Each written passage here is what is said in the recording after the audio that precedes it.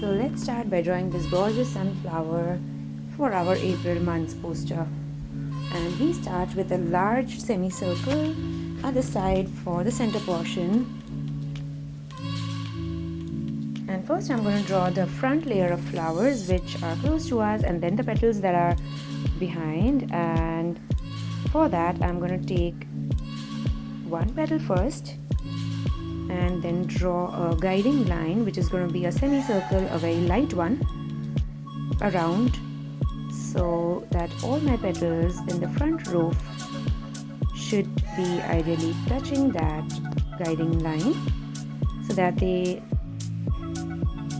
are eventually of the same height. So I'm going to draw exactly as I see, not drawing each petal side by side because some of them are overlapping and some of them are placed a little slanting, and that's how it looks completely natural. So I'm going to go by the reference exactly as it is. So just drawing the front row of petals, and that's why I just left that gap a little in the middle because that's how I see it. And that way we complete the whole first row of petals.